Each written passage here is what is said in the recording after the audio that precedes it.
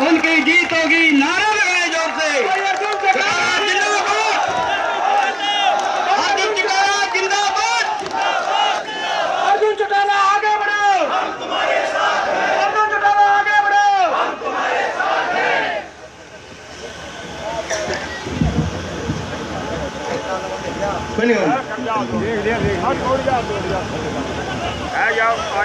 तो छोड़ दो मैं आप ही बोल दूंगा। राम राम जी।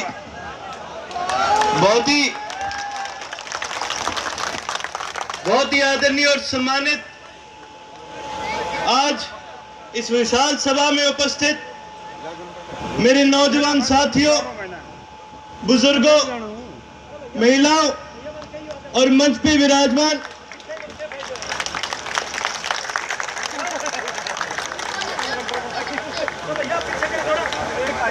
विराजमान इंडियन नेशनल लोकदल के निर्णायक नेतागण, सबसे पहले यहां पहुंचने पर मैं आप सभी को धन्यवाद कहना चाहूंगा।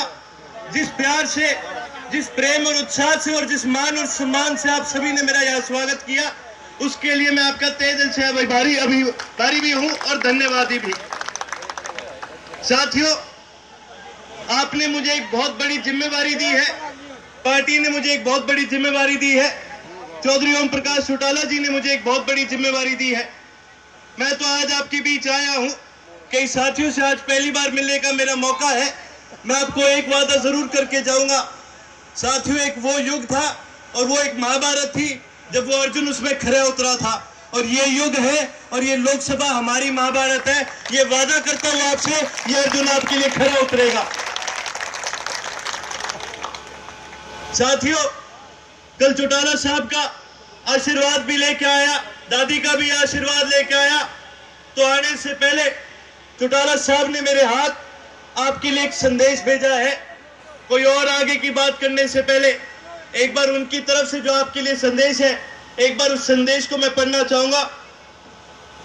कुछ इस तरह से उन्होंने लिखा है। प्रिय कुरुक्षेत्र निवासियों एवं मतदाताओं, मैं आशा करता हूं कि आप और आपका परिवार कुशल मंगल है।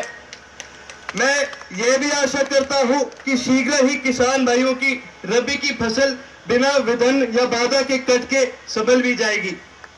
आपको पता है कि मेरा सबसे छोटा पोता अर्जुन कुरुक्षेत्र लोकसभा के चुनाव के लिए इनेलो का उम्मीदवार चुना गया है।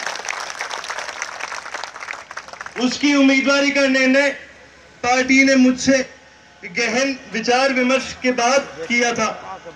मेरे समझ में अर्जुन से बेहतर उम्मीदवार आज की परिस्थितियों में किसी और की नहीं हो सकती थी। अर्जुन इनेलो और चौधरी देवीलाल जी के सिद्धांतों पर चलने वाला युवक है। वह किसी भी परिस्थिति में पार्टी और उसके सिद्धांतों के साथ गद्दारी नहीं कर सकता। परिस्थितियों के कारण मैं आपके बीच आज उपस्थित होकर नहीं आ सकता, परंतु इस संदेश के माध्यम से मैं अर्जुन चौटाला को आपकी सेवा करने के लिए भेज रहा हूं। मैं आपको विश्वास दिलाता हूं कि अर्जुन आपकी नुमाइंदगी देश के संसद में पूरी निष्ठा, लगन व सेवा भाव से करेगा। वह आपके सुख दुख का भी साथी रहेगा। इसलिए आपसे अपील है कि देश की इस निर्णायक मोड़ में किसानों, कमेरे, छोटे व्यापारियों, महिलाओं, दलितों और कमजोर वर्ग की आवाज उठाने के लिए आप सब अर्जुन को 12 मई को अपना वोट देकर भारी मतों से विजय बनाकर संसद में भेजें। आपका अपना ओम प्रकाश चौटाला। साथियों, ये खत देकर उन्होंने मुझे भेजा और उन्होंने मेरे को एक चीज कहकर भेजा। एक चीज उन्होंने मेरे को बोला कि अर्जुन, तू जो भी जाएगा तेरे को खरा उतरना है। मैं आपको साथियों एक किस्सा सुनाना चाहूंगा। आज तो स्टेज पर आगे, मंच पर आगे बोलना भी सीख गए। एक समय था जब इतना मंच पे बोलना भी नहीं आता था। मैं तो अपने आप को कैंडिडेट से ज्यादा कार्यकर्ता मानता हूं। एक समय था जब 2010 में इलाहाबाद का बाई इलेक्शन था, तो उस समय मेरी ड्यूटी एक माधो सिंगाना नाम का गांव है, वहां लगाई गई और मुझ पे ये जिम्मेवारी दी गई कि अर्जुन, तूने ये गांव पूरा डोर टू डोर करना है। ये गांव जननायक चौधरी देवीलाल जी के साथ जुड़ा हुआ गांव है, ये चौटाला साहब के साथ जुड़ा हुआ गांव है। तेरे को सभी परिवारों से मिलकर जो हमारे एक संबंध है उसको आगे बढ़ाना है। तो गांव में हम जी डोर टू डोर के प्रोग्राम कर रहे थे। उन दिनों गांव में एक बड़ी समस्या ये होया करती थी कि कांग्रेस सरकार ने बहुत परिवारों के बड़े गलत तरीके से पीले कार्ड काटे थे। तो जब हमारे प्रोग्राम चलते चलते साहब का वहां पर जनसभा का भी एक प्रोग्राम रखा गया।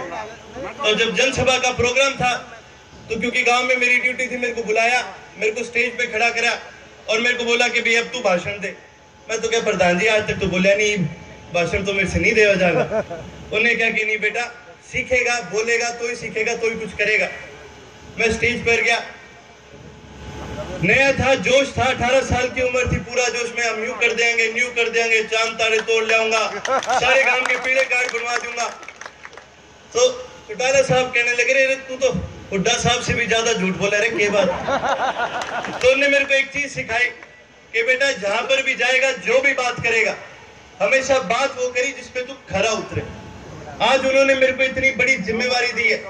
सबसे पहले मेरे को जिम्मेवारी देगी छात्र संगठन की। एक युवा होने के नाते, एक छात्र होने के नाते, मेरे जितने भी युवा भाई आज यहाँ खड़े हैं, मैं सबसे पहले आपको एक चीज कहना चाहूंगा कि संसद में, पार्लियामेंट में जब आप मेरे को विजयी बना के भेजोगे, अपना आशीर्वाद देके भेजोगे, साथियों पार्लियामेंट के अंदर किसी भी सेशन में कोई मंत्री, कोई पार्टी हमारे युवा साथियों के लिए, हमारे छात्र साथियों के लिए आवाज उठाए ना उठाए, देश के अंदर कोई मुद्दा चले ना चले, ये मेरा आपसे वादा है। जब जब मेरे को मौका मिलेगा, जब जब मेरे को बोलने का समय मिलेगा, सबसे पहला सवाल अगर मैं उठाऊंगा तो वो केवल और केवल मेरे युवा भाइयों के लिए होगा, मेरे छात्र भाइयों के लिए होगा। साथियों, राजनीति में तो